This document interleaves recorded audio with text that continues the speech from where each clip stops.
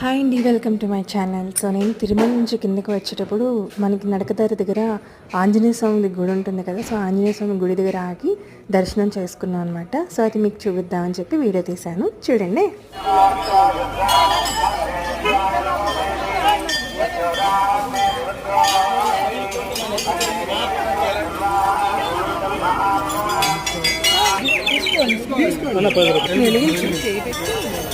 మీ చేయి పట్టుకుంటుంది.